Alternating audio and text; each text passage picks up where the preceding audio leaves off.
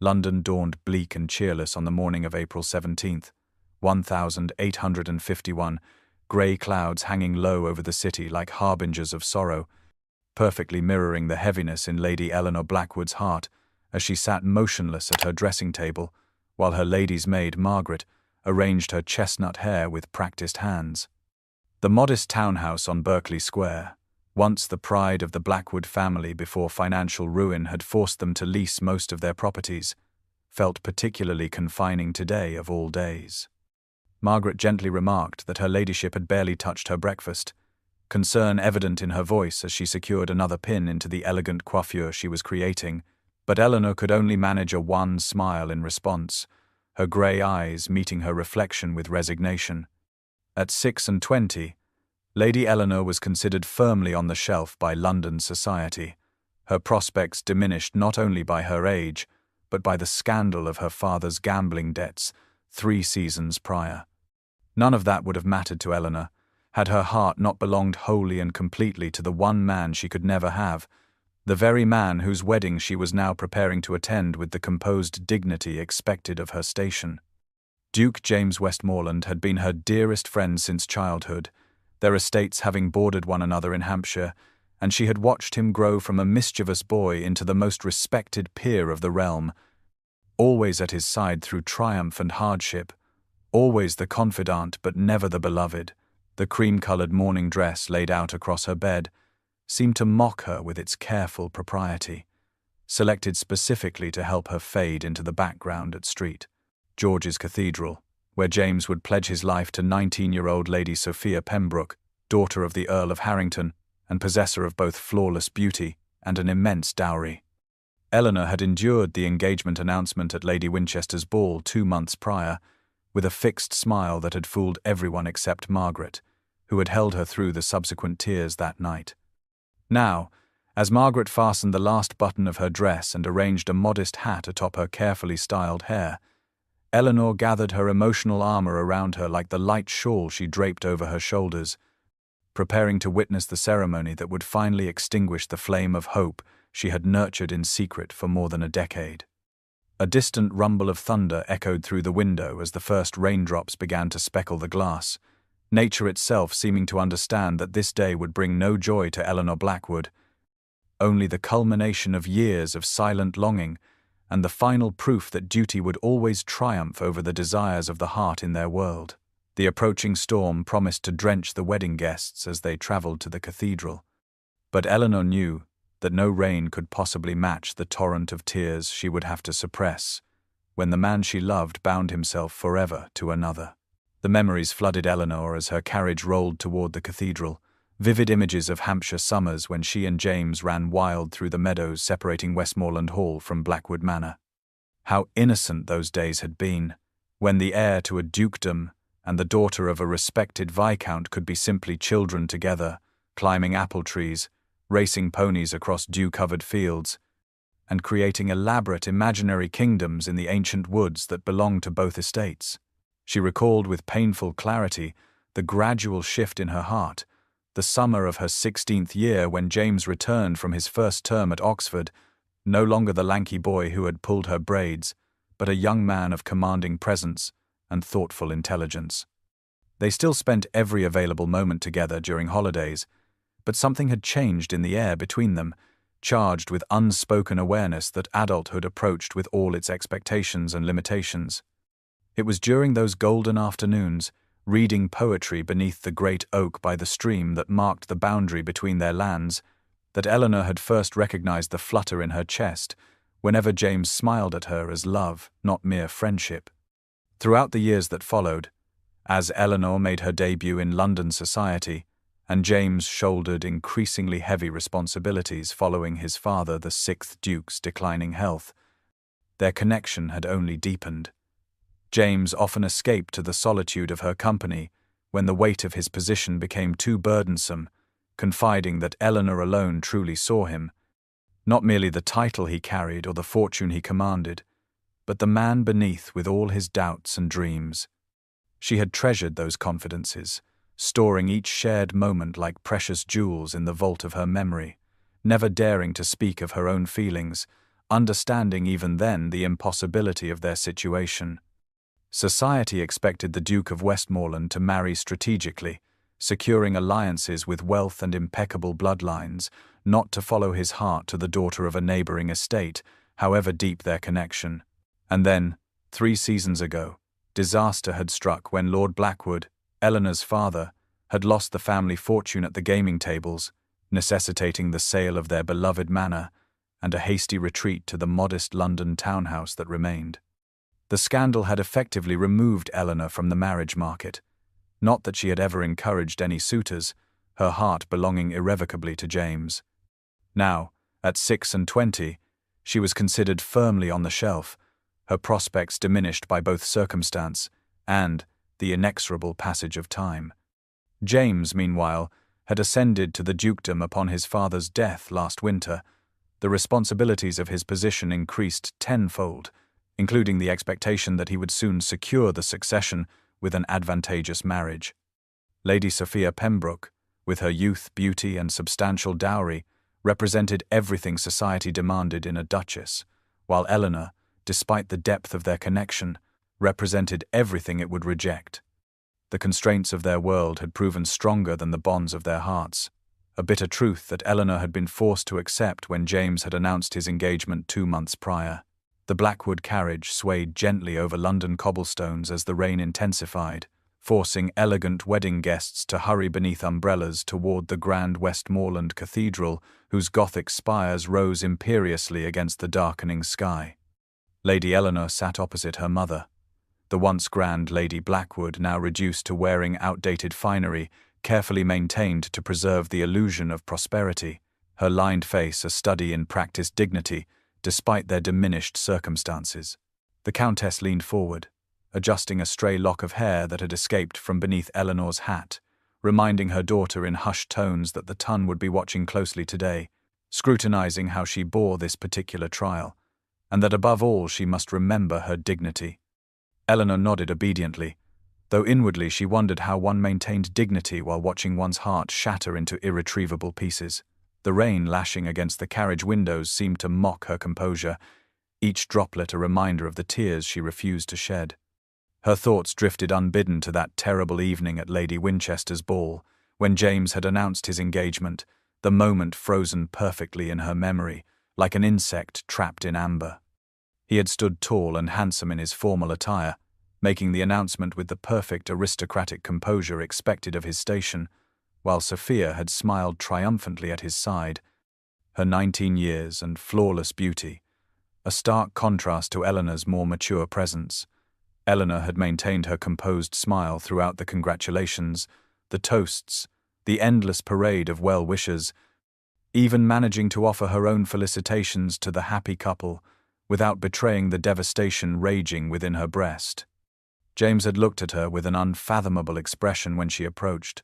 something like regret flickering briefly in his blue eyes before being subsumed by the mask of ducal serenity he had perfected since taking the title. Later, she had overheard 2 matrons discussing how the new duke had finally done his duty, selecting a bride who would bring both beauty and fortune to the ancient Westmoreland line, securing the succession with a young wife likely to provide multiple heirs. Eleanor understood with painful clarity that James, like herself, had been raised to place duty above personal inclination, to sacrifice individual happiness for the greater good of family legacy and societal expectation. The carriage slowed as they approached the cathedral, where a line of black carriages already disgorged members of the highest echelons of society gathered to witness the union of 2 great houses. Through the rain-streaked window, Eleanor caught a glimpse of the cathedral interior, ablaze with hundreds of candles that somehow failed to dispel the growing gloom of the storm outside. Her mother squeezed her gloved hand briefly, perhaps the only acknowledgement she would ever make of understanding her daughter's pain, before arranging her features into the serene mask of social propriety that had become second nature to them both. As a footman opened their carriage door, Eleanor steeled herself for the performance ahead, gathering the fragments of her breaking heart behind a facade of perfect composure, just as James had undoubtedly done when choosing duty over what might have been. Westmoreland Cathedral stood resplendent despite the gloom outside, its vaulted ceilings soaring heavenward above hundreds of aristocratic heads, the ancient stone walls transformed by thousands of white roses and burning tapers that cast a golden glow upon the assembled peerage of England. Crystal chandeliers suspended from ornate chains illuminated the nave where footmen in Westmoreland livery guided guests to their appointed places, the air heavy with expensive perfumes, beeswax, and the subtle rustling of silk as ladies adjusted their finery. Eleanor followed her mother to their seats, positioned respectably near the middle of the cathedral, not close enough to suggest intimate connection with the wedding party, yet not so far back as to imply social insignificance, a careful placement that spoke volumes about their precarious standing in society. From this vantage point, Eleanor had a clear view of the altar, where James stood in silent contemplation, resplendent in his formal attire, the dark blue coat emphasizing the breadth of his shoulders, his golden hair gleaming in the candlelight. Even from a distance, she could discern the tension in his stance, the slight rigidity of his aristocratic profile as he conversed briefly with his best man, the Marquess of Halford. Eleanor wondered if anyone else noticed this subtle discomfort, or if her intimate knowledge of his expressions, earned through years of friendship, gave her unique insight into his state of mind. She arranged her features into a serene mask, nodding graciously to acquaintances who glanced her way, pretending not to notice the speculative looks that occasionally darted between herself and the groom. The orchestra, positioned in the cathedral loft, began playing softly, signaling that the ceremony would soon commence, and the assembled guests settled into expectant silence. The music swelled dramatically as the cathedral doors swung wide to admit the bridal procession, a parade of young ladies in pale blue gowns escorting Lady Sophia Pembroke toward her future. The bride appeared like a vision from a fairy tale, her magnificent gown of silver-embroidered ivory silk seeming to float around her slender form, the Richmond family diamonds glittering at her throat and woven through her golden curls, her youth and beauty undeniable in the soft candlelight. Yet, as she processed slowly toward the altar, Eleanor caught the calculating coldness in her blue eyes, the triumph in her perfect smile, revealing that this match represented conquest rather than connection. The contrast struck Eleanor forcefully as she watched James turn to receive his bride, his expression inscrutable as he executed a perfect formal bow. How different his demeanor was now from the uninhibited joy she had witnessed when they rode across Hampshire fields together, or the vulnerable trust when he confided his fears and dreams by firelight at Blackwood Manor. This union before them represented everything society valued: wealth joined to wealth, beauty to position, ancient name to impeccable breeding. Yet Eleanor alone seemed to recognize the absence of the one element that could not be arranged by ambitious families or negotiated in marriage settlements, the genuine understanding that flourished only in the fertile soil of true connection. The ancient words of the marriage service echoed through the cathedral as the Bishop of London intoned each solemn phrase with practiced gravity, his voice carrying to the farthest corners of the sacred space, where even the most distant guests could witness the binding of two great houses. When he reached the traditional question asking if any person present knew just cause why the couple should not be joined, a momentary hush fell over the congregation, that perfunctory pause that in 1,000 weddings had never been filled with objection. It was in this breathless silence that Eleanor felt rather than saw James turn slightly, his gaze finding her across the crowded cathedral with unerring accuracy, as though some invisible thread still connected their souls despite everything that stood between them. For a fleeting instant, their eyes met across the sea of fashionable bonnets and top hats, and Eleanor glimpsed something raw and unguarded in his expression, something that might have been regret or longing, or merely a final farewell to their shared past. Whatever its meaning, that brief connection proved her undoing,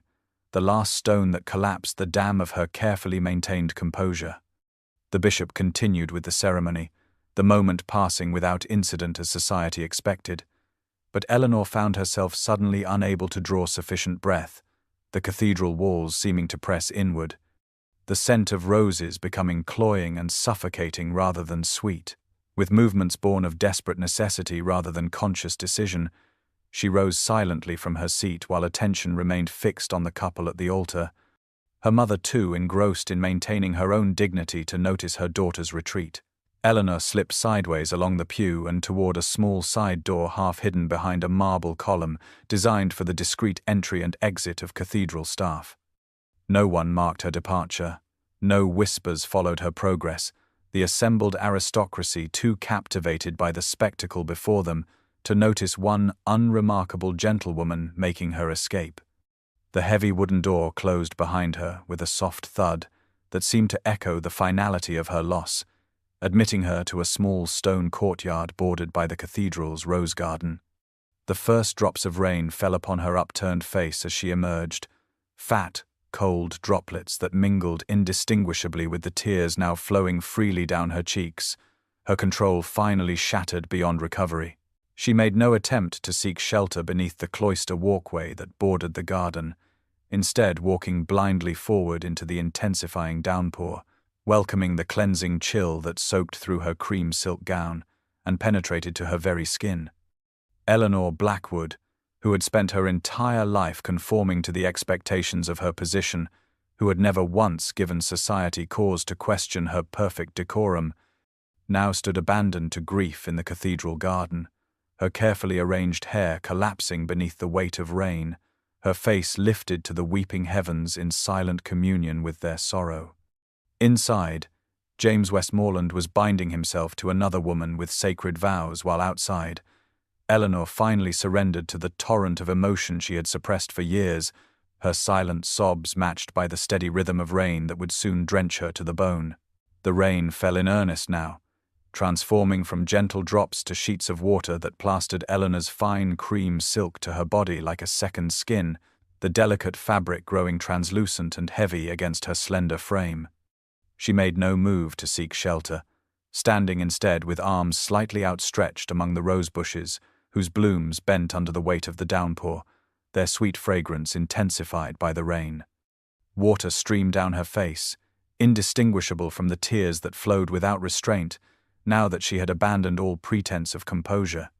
The elegant coiffure that Margaret had so carefully arranged that morning collapsed entirely, sending pins scattering and allowing her chestnut locks to tumble down her back in sodden waves. Eleanor welcomed the physical discomfort,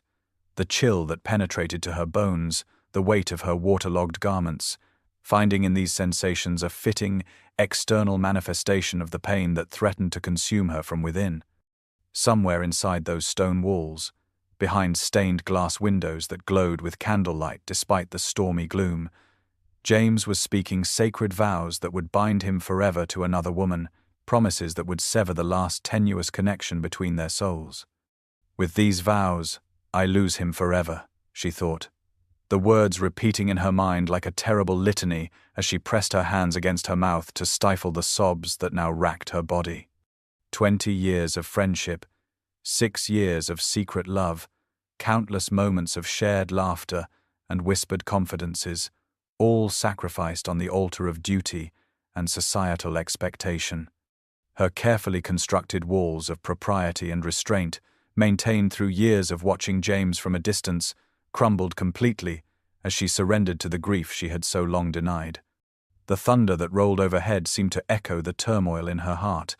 nature itself acknowledging the magnitude of her loss as lightning briefly illuminated the garden in stark relief. Eleanor thought fleetingly of her mother, who would surely be mortified by her disappearance and subsequent disheveled state, of the gossip that might follow when she eventually returned to the cathedral soaked and bedraggled. Yet for once in her meticulously proper life, she found herself utterly unconcerned with appearances or reputation. Let them talk. Let them whisper behind fans about poor Lady Eleanor Blackwood and her unseemly display. Nothing they could say would add to the pain of knowing that James now belonged to another, that the connection she had treasured above all else in her life was severed irrevocably by sacred vows and legal contracts. The cold rain continued its relentless assault, streaming down her neck and between her shoulder blades, plastering the fine lawn of her chemise against her skin beneath her gown, washing away the carefully applied rose water that had scented her skin that morning. She stood with face tilted upward, allowing the downpour to cleanse her as though she might somehow wash away not just the evidence of her tears, but the very love that had sustained and tormented her for so long. Within the candlelit splendor of Westmoreland Cathedral, James stood at the altar beside his bride, his expression a carefully maintained mask of ducal dignity, as he repeated the sacred vows that had bound generations of his ancestors. The ceremony progressed with the stately rhythm expected of such an occasion, each response delivered with appropriate gravity until the moment came for his final pledge, the irrevocable words that would bind him to Lady Sophia for all his days. The bishop looked at him expectantly,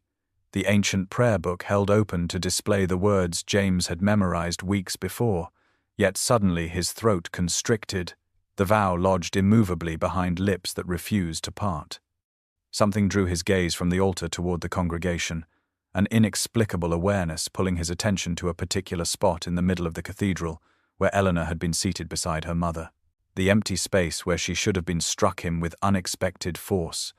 her absence somehow more conspicuous than her presence had been, the vacant seat a silent accusation amid the packed pews. James felt a subtle shift in the atmosphere as the pause extended beyond propriety, the rustling of silks and whispered speculations rippling through the assembled aristocracy. Beside him, Lady Sophia Pembroke, resplendent in her bridal finery, shifted slightly, her voice barely audible as she prompted him with carefully controlled irritation, inquiring if His Grace was aware the bishop awaited his response. The cold calculation in her tone, so different from the warm understanding he had always found in Eleanor's voice, crystallized the doubt that had plagued him since announcing their engagement. With sudden, blinding clarity, James Westmoreland, 7th Duke of Richmond, realized he stood upon the precipice of a terrible mistake, about to pledge his life to a woman chosen for her dowry and bloodline rather than any genuine connection. The thought of Eleanor somewhere beyond those cathedral walls, perhaps even now departing his life forever, struck him with physical pain, as though some vital organ had been suddenly excised from his body. Years of rigid adherence to duty, of sacrificing personal inclination for familial expectation, of denying the deepest yearnings of his heart for the sake of the Westmoreland legacy, seemed abruptly and completely meaningless compared to the prospect of a lifetime without the one woman who truly knew him. The bishop cleared his throat discreetly, attempting to recall the Duke's attention to the matter at hand, but James found himself unable to proceed. The familiar weight of obligation now crushed beneath the greater burden of impending regret. He knew with bone-deep certainty that if he completed these vows, if he bound himself to the woman beside him while Eleanor walked alone in the world, he would spend every remaining day of his life haunted by what might have been. As whispers grew more audible throughout the cathedral, as Lady Sophia stiffened beside him in growing mortification, as the bishop shifted uncomfortably from foot to foot, the Duke of Westmoreland made the first truly independent decision of his life, one that would scandalize London society, enrage the Pembroke family, and potentially alter the course of his ducal legacy forever. The murmur of confusion rippling through the cathedral swelled to audible gasps as James Westmoreland, 7th Duke of Richmond, took a deliberate step backward from the altar, his movement so decisive it might have been choreographed. The bishop faltered mid-sentence, prayer book trembling slightly in his aged hands as James turned to face his bride, his expression transformed from aristocratic reserve to resolute certainty. In clear tones that carried to the furthest reaches of the ancient cathedral, he addressed the increasingly horrified Lady Sophia, informing her with unexpected gentleness that he could not proceed with their marriage, knowing his heart belonged elsewhere, that to do so would dishonor them both. Lady Sophia Pembroke, her face flushing crimson beneath her delicate veil, recoiled as though struck, while behind her the assembled wedding party stood frozen in tableau of collective shock. From the front pew, the Countess of Harrington, Lady Sophia's mother, released a strangled cry before collapsing in a cascade of lavender silk and ostrich feathers, attended immediately by fluttering ladies with vinaigrettes and smelling salts. The Duke of Halford, James' paternal uncle and closest living relative, surged forward with remarkable speed for a man of his years, grasping his nephew's arm with fingers that whitened at the knuckles as he hissed urgent warnings about family honor and the catastrophic consequences of such public rejection. James extricated himself with firm resolve, his voice carrying throughout the now buzzing cathedral as he apologized to the assembled guests for the unfortunate spectacle, accepting full responsibility for the broken engagement, while emphasizing that Lady Sophia deserved a husband whose heart was fully hers. Without further explanation, the Duke strode down the aisle with purposeful steps, his formal attire and commanding presence parting the murmuring crowd like the figureheads of his family's ships cleaved ocean waves. Behind him erupted the full chaos his decision had unleashed, the Earl of Harrington bellowing about breach of contract, while his Countess revived sufficiently to declare she would never recover from the humiliation, Lady Sophia herself standing abandoned before the altar, her magnificent gown and Richmond diamonds now symbols of rejection rather than triumph. James neither hesitated nor looked back, his attention fixed solely on the small side door through which Eleanor had departed,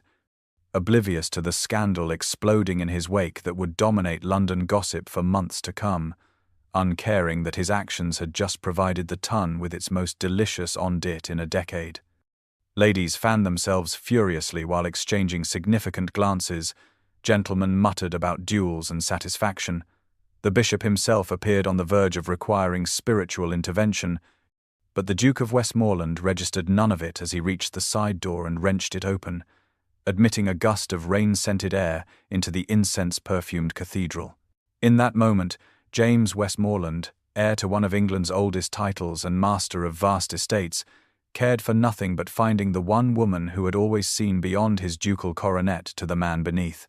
The rain fell in punishing sheets across the cathedral garden as James burst through the side door, his formal attire immediately drenched as he scanned the sodden landscape with desperate intensity until he spotted a figure among the rose bushes, her once elegant cream gown now translucent and clinging to her trembling form. He moved toward her with single-minded purpose, heedless of the mud that claimed his polished boots or the rain that plastered his golden hair to his forehead. Eleanor turned at the sound of his approach, her tear-streaked face registering first shock, then confusion, then something like terror, as she recognized the man who should at this very moment be completing his wedding vows. "Ellie," he called, using the childhood name no one else had ever been permitted to use, his voice rough with emotion as he confessed that he had been a coward, that he had nearly made the greatest mistake of his life by pledging himself to a woman he could never truly love. Eleanor shook her head in disbelief, rainwater cascading from her loosened chestnut curls as she backed away from him, insisting that he could not possibly be there, that his bride awaited him at the altar, that he must return immediately before the scandal became irreparable. James closed the distance between them with 2 decisive strides,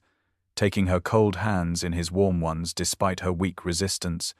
his blue eyes blazing with a conviction that stopped her protests. He had no bride, he declared fervently, no duchess, no wife but the woman he had loved since they were children racing across Hampshire fields together, the only woman who had ever truly known him, not the title or the fortune, but the man beneath with all his flaws and fears and dreams. Lightning split the sky above them, illuminating Eleanor's face in stark relief, the hope warring with disbelief in her grey eyes, as she struggled to comprehend the magnitude of what he was saying, what he had done. The thunder that followed seemed to shake the very foundations of the cathedral behind them,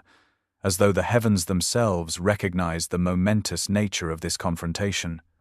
Rain continued to pour down upon them, creating a private world within the deluge where only they existed, 2 souls finally acknowledging the truth that had lain between them for years. James still held her hands, his grip tightening as he poured out years of suppressed feelings, confessing that he had tried to do his duty, to be the Duke his family expected, to make the sensible match society demanded, but that watching her walk away during the ceremony had shattered his resolve completely, making him realize that a lifetime of societal approval meant nothing compared to a lifetime without her by his side. The tranquil seclusion of their rain-soaked confession shattered as the cathedral doors burst open, disgorging a flood of wedding guests, who surged into the garden like a wave breaking against the shore. Black umbrellas blooming above gentlemen in formal attire, while ladies gathered their skirts above the muddy ground. At their head strode the Earl of Harrington, Lady Sophia's father, his face contorted with fury as he advanced upon the Duke, bellowing accusations of dishonor and demanding satisfaction at dawn tomorrow, his right as father of the wronged woman requiring blood to cleanse the insult to his house. Behind him came Lady Sophia herself, supported by companions, her magnificent wedding gown now a sodden symbol of rejection, her cold blue eyes fixed on Eleanor with undisguised hatred. The Duchess of Halford, James' aunt, pressed forward to grasp his arm, imploring him to return to the cathedral, insisting that this momentary madness could still be rectified if he would only come to his senses. From the edge of the gathering crowd emerged Lady Blackwood, her expression a mixture of horror and calculation as she pushed through the throng toward her daughter, grasping Eleanor's arm with fingers that dug painfully into her flesh, even through the wet silk of her sleeve, hissing urgently that they must leave immediately, that this madness would destroy them all, that no good could possibly come from being at the center of such a scandal. Eleanor wavered, momentarily overwhelmed by the force of societal judgment pressing in upon them from all sides, the outrage on every face, a stark reminder of the transgression they had committed against the rigid code that governed their world. Yet before she could respond to her mother's desperate plea, James stepped forward, placing himself bodily between Eleanor and the advancing crowd, his commanding presence halting their progress despite the rain that continued to pour down upon the extraordinary tableau. In ringing tones that carried across the garden and silenced even the Earl of Harrington's threats, the Duke of Westmoreland addressed the astonished wedding guests, declaring that he would gladly meet the Earl at dawn if honor demanded it, but that he would no longer sacrifice true happiness for the sake of duty and expectation. With water streaming down his aristocratic features, he announced that he loved Lady Eleanor Blackwood, had loved her since childhood, and intended to make her his duchess if she would have him, regardless of fortune or scandal or societal disapproval. A collective gasp rose from the assembled aristocracy at this unprecedented declaration. Lady Sophia collapsed into her companion's arms, and the Countess of Harrington loudly proclaimed that she would never recover from the disgrace. The battle lines were clearly drawn as James turned back to Eleanor, his expression both resolute and questioning, for while he had just laid waste to convention and destroyed his carefully cultivated reputation, the choice of whether to accept the consequences of their love now rested entirely in her trembling hands. With a protective arm around Eleanor's waist, James guided her through the stunned crowd toward the ducal carriage waiting beyond the cathedral gates, ignoring the continued protests of his relatives and the scandalized whispers that followed their progress. The magnificent vehicle with the Westmoreland crest emblazoned on its gleaming black doors stood ready, the matched greys stamping impatiently as rainwater cascaded from the carriage roof. James handed Eleanor inside before climbing in after her, instructing his driver to take them to Oak Ridge Lodge with all possible speed, the small hunting property that sat on the outskirts of London, where he occasionally retreated from ducal responsibilities. As the carriage lurched forward, Eleanor sat trembling in her sodden gown, torn between incomprehensible joy at James' declaration and absolute horror at the spectacle they had created, the ruined wedding, the humiliated bride, her mother's stricken face as they departed. The magnitude of what had occurred struck her with physical force as she watched raindrops race down the carriage windows, imagining the furious gossip already spreading through London drawing rooms, the social exile that surely awaited them both, the potential duel that might claim James' life before they could even begin whatever future he envisioned. Seeing her distress, James moved to sit beside her, taking her cold hands in his warm ones, his voice gentle as he explained that he had agreed to marry Sophia primarily to fulfill a promise to his father, who in his final days had extracted a vow that James would secure the succession with a suitable match. The old Duke had specifically mentioned the Pembroke girl, whose dowry would restore certain estates that had fallen into disrepair and whose youth promised many heirs for the Westmoreland line. James had given his word, believing that duty required the sacrifice of personal happiness, convincing himself that contentment might eventually grow from mutual respect if not from love. But standing at the altar, seeing Eleanor's empty seat, he had finally understood the magnitude of his error, recognizing that no sense of obligation could justify binding himself forever to one woman while loving another. The carriage eventually turned onto a narrow lane bordered by ancient oaks, approaching a modest stone structure nestled among the trees, far humbler than the grand Westmoreland Hall, yet possessing a sturdy charm that spoke of refuge and simplicity. Inside, a small staff maintained the hunting lodge in constant readiness for their master's unexpected visits, quickly lighting fires in the hearths and bringing dry clothing, while Eleanor was shown to a comfortable bedchamber to change from her ruined finery. Later, sitting before the blazing fire in the lodge's small parlor, wearing a borrowed dressing gown several sizes too large for her slender frame, Eleanor watched the steam rise from her cup of hot tea and allowed herself to truly believe, for the first time, that the impossible might actually have happened, that the man she had loved in silent resignation for so long had somehow miraculously chosen her above all others. The hunting lodge transformed as evening descended, its modest stone walls now aglow with firelight that danced across polished oak panels and cast long shadows into the corners of the small parlor where Eleanor and James sat side by side on a worn leather settee. Outside, the storm continued its assault, rain lashing against leaded windows while wind howled through ancient oaks, nature itself providing a dramatic backdrop to the extraordinary events of the day. Within this sheltered space, time seemed suspended as they sat in companionable silence, the crackling hearth and occasional rumble of distant thunder, the only sounds breaking the stillness between them. Eleanor gazed into the flames, gathering courage before finally confessing the truth she had guarded for so long, that she had loved him for years, since that summer, when he returned from Oxford, no longer a boy, but a man whose smile could illuminate her darkest moments. Her voice trembled slightly, as she admitted how she had believed herself unworthy after her family lost their fortune, convinced that her advanced age and diminished circumstances rendered her unsuitable for the Duke of Westmoreland, despite their lifelong connection. James listened with growing wonder, his hand finding hers atop the faded velvet cushion between them, his fingers entwining with hers as he revealed his own carefully guarded secret, that his feelings for her had evolved from childhood friendship to something deeper and more profound years ago. He had convinced himself that Eleanor saw him only as a friend, a confidant, perhaps even a brother, never daring to hope she might return the love that had grown in his heart with each passing season. The firelight caught the gleam of moisture in his eyes as he described how he had tried to resign himself to duty, to the match his father had arranged, believing that sacrificing his own happiness was simply the price of his position. Moving closer, he raised her hand to his lips, his voice fervent as he vowed he would rather face society's scorn with her than endure a lifetime of emptiness without her, that no duchy, no fortune, no ancestral legacy could possibly compensate for the absence of true connection. Eleanor trembled at his words, still scarcely able to believe that the impossible had somehow transformed into reality, that the man she had loved in silence for so long had chosen her above all considerations of duty and expectation. As the storm reached its crescendo outside, howling like the scandalized voices of London society they had defied,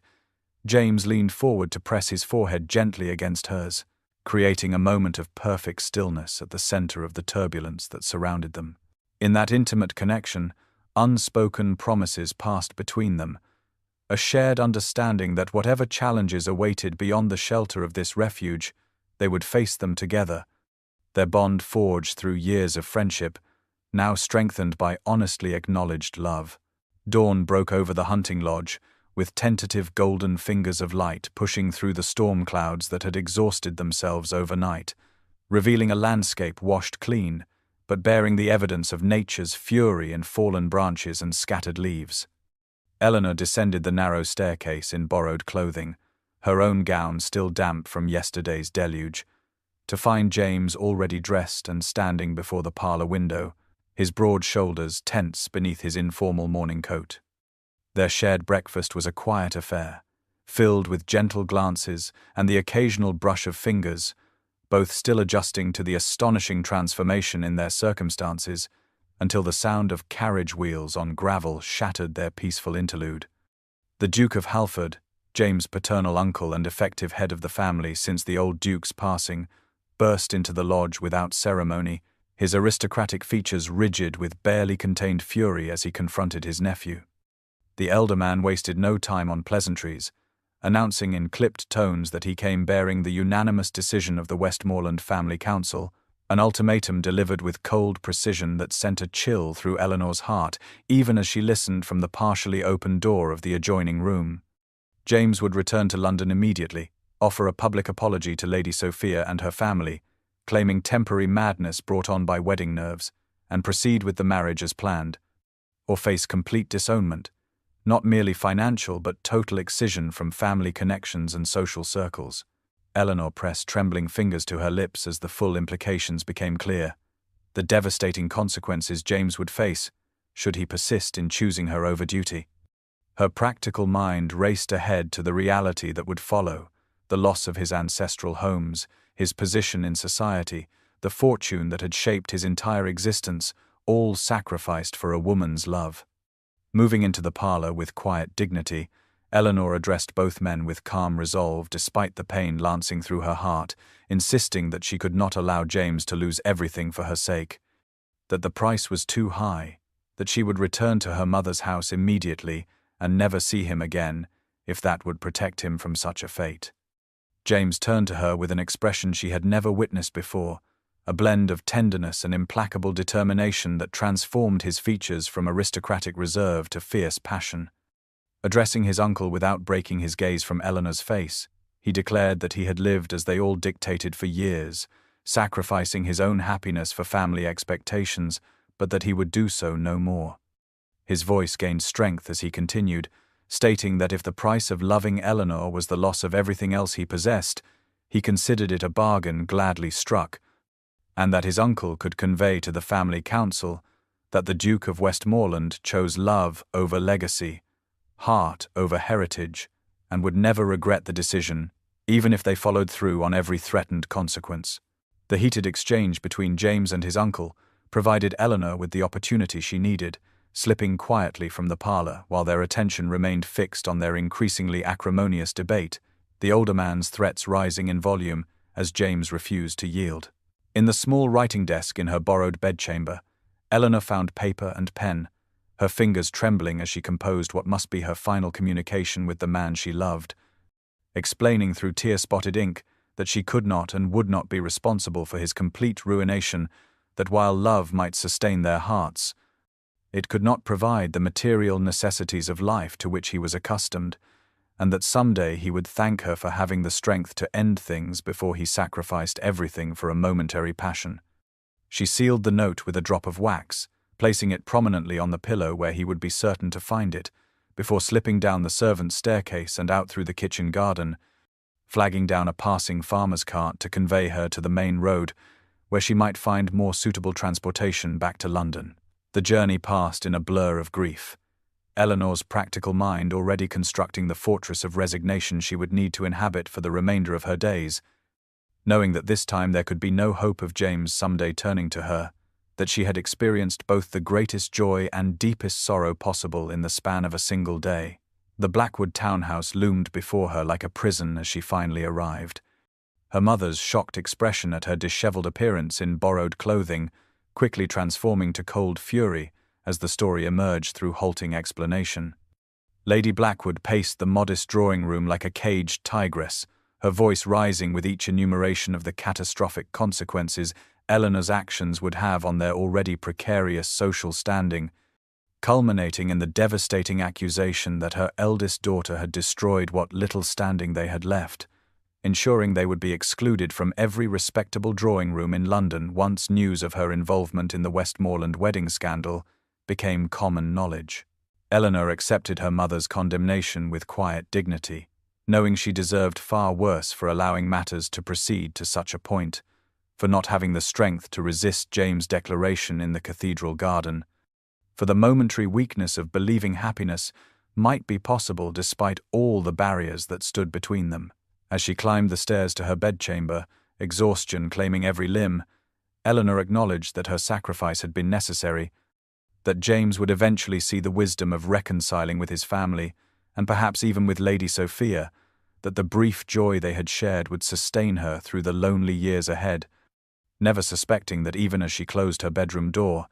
the Duke of Westmoreland was discovering her farewell note and mounting his fastest horse, his expression set with the determination of a man who had no intention of accepting her noble sacrifice. A week passed in a blur of sleepless nights and hollow days, during which Eleanor barely left her bedchamber except when summoned by her mother to receive visitors, society ladies whose concern thinly veiled their ravenous appetite for scandal.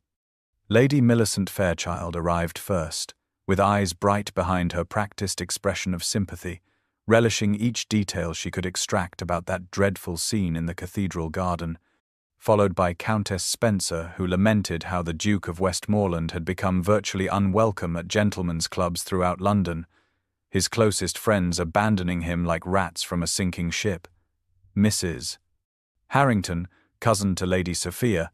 made a point of informing Eleanor that the Pembrokes were consulting solicitors about legal action for breach of promise, her voice dropping to a theatrical whisper, as she suggested the damages might be ruinous even for a fortune as substantial as the Duke's. Each visitor departed with fresh morsels to distribute throughout London drawing rooms, leaving Eleanor feeling increasingly hollowed out, a public spectacle rather than a woman of flesh and blood. The servants whispered behind closed doors, falling silent whenever she appeared,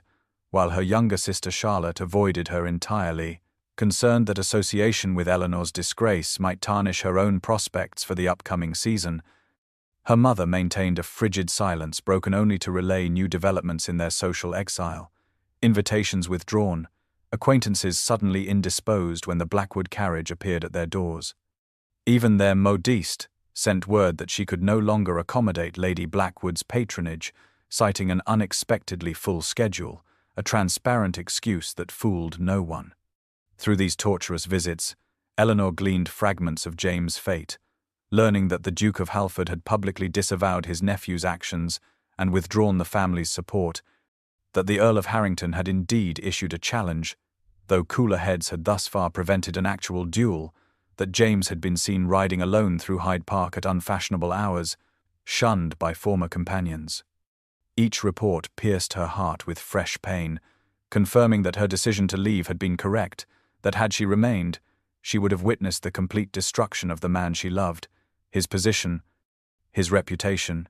his very identity as Duke of Westmoreland, stripped away because of his momentary madness in choosing her. Despite the agony of separation, despite knowing she would never see him again, Eleanor clung to the cold comfort that her sacrifice had given James the opportunity to reconcile with his family and eventually with society,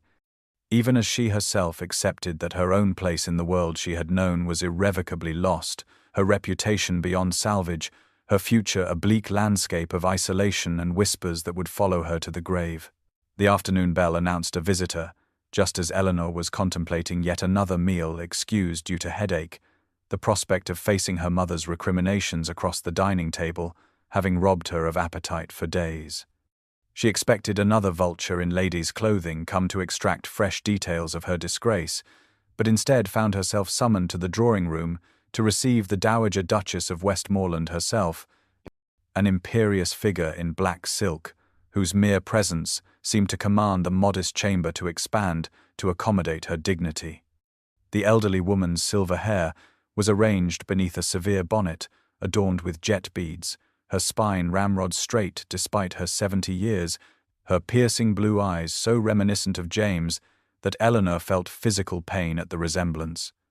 Lady Blackwood hovered nearby, visibly torn between pride that such an exalted personage had crossed their threshold and terror that this visit signaled some new catastrophe about to befall them. The Dowager wasted no time on pleasantries, dismissing Lady Blackwood with a regal wave before fixing Eleanor, with a penetrating gaze that seemed to strip away all pretense, all social artifice, leaving her feeling utterly exposed before this formidable woman.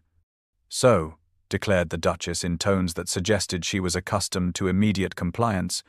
"you're the woman brave enough to save my grandson from a loveless marriage." The unexpected assessment momentarily robbed Eleanor of speech, her carefully prepared apologies dying unspoken on her lips as the Dowager continued, her aristocratic accent crisp as she informed Eleanor that James had been searching for her since discovering her note, that he had refused all attempts at reconciliation with either his family or the Pembrokes, and that the foolish boy was proving remarkably stubborn about the whole affair. Eleanor managed to stammer that she had only sought to prevent his complete ruination, to which the dowager responded with a short bark of laughter entirely at odds with her dignified appearance, informing her young companion that the Westmorlands had weathered far worse scandals than a broken engagement, including her own marriage 60 years prior. With surprising frankness, the elderly woman revealed that she herself had married the 5th Duke for love against her family's wishes, choosing a second son with uncertain prospects over the wealthy Marquess selected by her parents, and that despite the scandal that had ensued, despite being temporarily cast out from society, she had never for a single moment regretted following her heart. The years of happiness she had shared with her Harry had been worth every whisper, every closed door, every cutting remark, she declared, and she would be damned if she allowed her grandson to sacrifice his chance at similar joy because of some milksop girl chosen for her dowry and bloodlines rather than her character. Rising with remarkable grace for a woman of her years, the dowager announced her intention to sponsor Eleanor, to welcome her publicly into the Westmoreland family, regardless of what the rest might say, and to host a small dinner party the following week, where James and Eleanor could meet again without interference, her tone making it abundantly clear that she expected no argument from anyone, least of all the young woman who had somehow captured her grandson's heart. The Dowager Duchess had departed less than an hour prior, leaving Eleanor in a state of bewildered hope, when the sound of raised voices in the entrance hall drew her attention from the letter she had been composing to her aunt in Bath. She recognized her brother's furious tones immediately, followed by another voice that sent her heart racing despite her best intentions, a voice she had resigned herself to never hearing again. Moving swiftly to the landing, she peered down to see James Westmoreland himself standing in the foyer, rain darkening his greatcoat as her brother Charles attempted to physically block his path up the staircase, insisting that no member of the Westmoreland family was welcome in their home after the disgrace visited upon them. James appeared utterly unmoved by this hostility, his voice level but firm as he informed Charles Blackwood that he would see Eleanor regardless of obstacle, that he had respected her wishes by giving her a week of solitude, but would wait no longer, and that Charles was welcome to summon the authorities if he wished, but should be prepared for the additional scandal such action would generate. Eleanor descended the stairs with as much composure as her trembling limbs allowed, instructing her brother with gentle authority that she would receive his grace in the drawing-room, her decision apparently final, despite Charles' continued protests about family loyalty and female vulnerability. Once alone with James, the carefully constructed walls of Eleanor's resolve began to crumble at the sight of him standing before the modest hearth, his tall frame somehow making the familiar room seem smaller, his blue eyes burning with an intensity that stole her breath. Without preamble, James crossed the space between them in 3 decisive strides, then astonished her completely by lowering himself to one knee before her, taking her cold hand in his warm one as he produced a small velvet box from his waistcoat pocket. Inside, nestled a ring of exceptional beauty, an emerald surrounded by diamonds in an antique setting that Eleanor instantly recognized as belonging to the Dowager Duchess herself, the very woman who had departed her house so recently. James spoke without hesitation, his voice steady as he declared that he should have done this years ago, that he had wasted precious time trying to be the Duke everyone expected rather than the man his heart urged him to be, that he had searched for her since discovering her note, refusing to accept her sacrifice, regardless of how nobly intended. He dismissed the concerns that had prompted her departure, informing her that his grandmother had pledged her support, that his fortune was primarily his own rather than entailed with the title, and most importantly, that he cared nothing for society's opinion, compared to the prospect of a lifetime without her. The proposal hung between them, heartfelt and unambiguous, as Eleanor stood momentarily frozen by the magnitude of the choice before her, knowing that accepting would mean facing continued scandal, yet unable to deny the love that had sustained her through years of silent longing, now offered openly by the only man who had ever held her heart. The Dowager Duchess of Westmoreland transformed her London residence into a spectacle of magnificence for the first grand ball of the autumn season. Crystal chandeliers ablaze with hundreds of candles, illuminating reception rooms decorated with hothouse blooms and staffed by footmen in full livery. Society had buzzed for weeks about the unprecedented invitation that named Lady Eleanor Blackwood and the Duke of Westmoreland as honoured guests of the formidable dowager,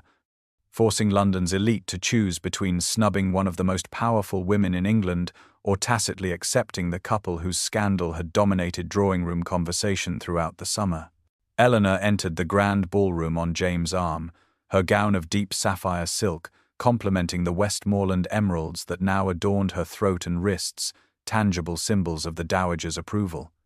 The initial hush that greeted their appearance gradually gave way to murmurs of curiosity as the elderly Duchess personally led Eleanor through the receiving line, introducing her with pointed emphasis as my grandson's betrothed to each arriving guest, her arctic glare silencing any who might have contemplated refusing the younger woman's hand. James remained constantly at Eleanor's side, his hand protectively at the small of her back as they navigated the complex social currents, responding to cool nods with perfect courtesy and to genuine warmth with evident gratitude. The truly astonishing moment arrived midway through the evening, when Lady Sophia Pembroke herself appeared on the arm of Lord Branwell, son of the Duke of Sutherland, a diamond ring prominently displayed on her gloved hand, announcing their engagement merely 6 weeks after her public humiliation. The two women inevitably found themselves face to face beside the refreshment table, a moment of tension that rippled through nearby observers like wind across a wheat field. Eleanor spoke first, her voice carrying just far enough for those closest to hear as she wished Lady Sophia sincere happiness, expressing hope that she might find the joy that comes from true connection rather than mere advantageous alliance. Lady Sophia's expression betrayed momentary confusion before settling into practiced social pleasantry,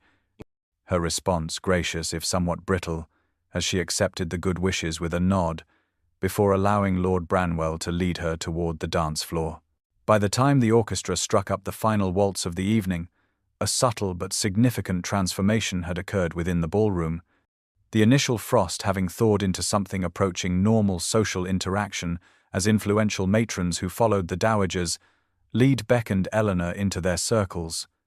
and gentlemen who respected James beyond his title engaged him in conversation about parliamentary matters rather than the scandal. As James guided Eleanor through the elegant steps of the waltz, her heart light with cautious hope, she understood that while some doors might remain forever closed to them, many others were beginning to open, society gradually accepting what they could not change, their path forward, not without obstacles, but increasingly navigable thanks to the unexpected ally who now watched them with evident satisfaction from her throne-like chair at the head of the ballroom. The wedding of the Duke of Westmoreland and Lady Eleanor Blackwood took place as dawn broke over Westmore Hall, the Dowager Duchess country estate in Hampshire,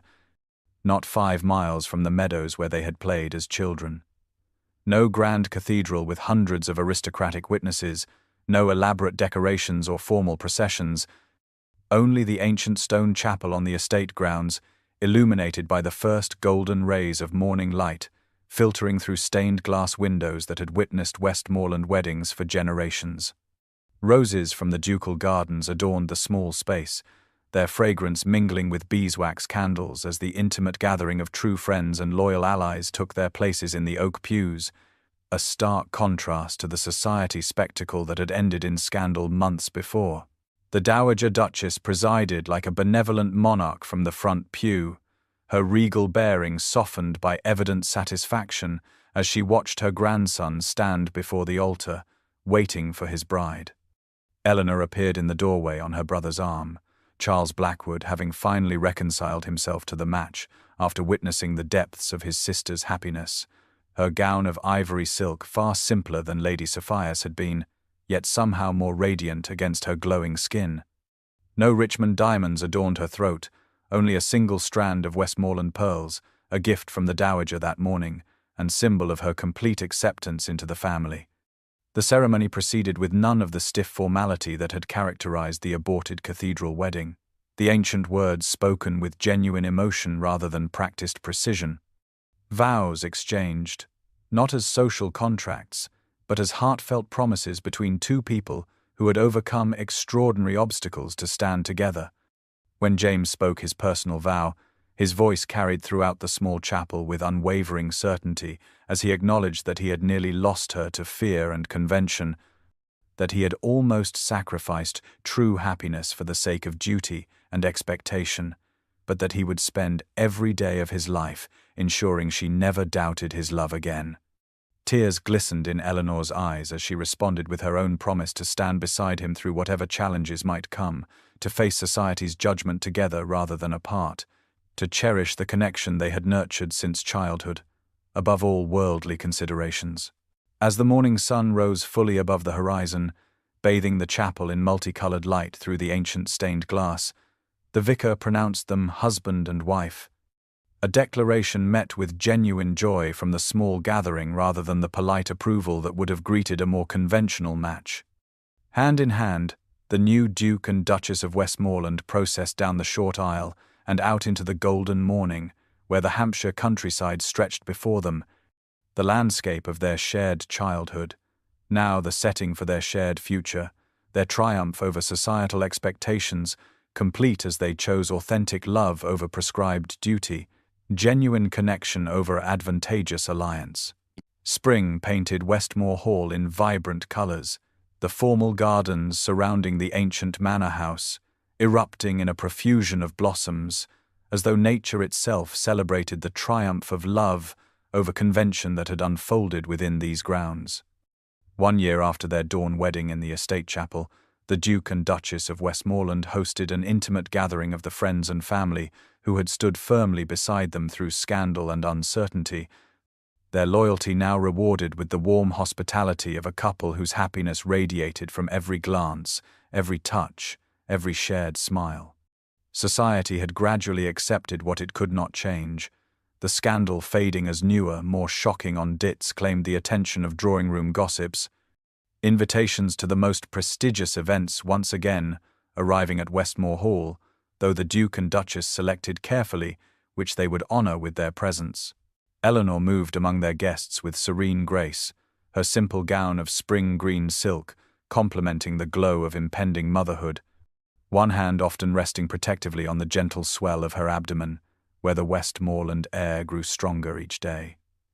The Dowager Duchess observed from her favorite garden bench with evident satisfaction, receiving the congratulations of guests who acknowledged her foresight in supporting the match that had scandalized London but now produced the continuation of the family line. As twilight descended on the gathering, casting long shadows across the lawn where they had played as children, James guided Eleanor to the small rose garden that had been her favorite retreat since taking residence at Westmore Hall. Among the blooming flowers whose fragrance perfumed the evening air, he drew her into his arms, his expression tender as he placed his hand beside hers over their unborn child. In quiet tones meant for her ears alone, he confessed that he thanked God every day for the rain that had washed away his blindness that day at the cathedral, the storm that had revealed what truly mattered beyond duty and expectation. Eleanor leaned against his solid strength, reflecting with wonder on how the moment of her greatest pain, sobbing in the rain outside his wedding, had ultimately led to her greatest joy, as though the universe had required that crucible of suffering to forge the happiness they now shared. From their position in the rose garden, they could see their gathered friends raising glasses in toast on the terrace, loyal allies who had weathered the storm alongside them, while beyond the estate boundaries lay the society that had nearly destroyed them but now grudgingly accepted their union. The setting sun cast a golden glow over Westmore Hall as James bent to kiss his wife, the Duke and Duchess standing together amid blooming roses, their defiance of convention vindicated by the depth of their connection and the new life that would soon join them, final proof that true love could indeed triumph over the rigid expectations of their world.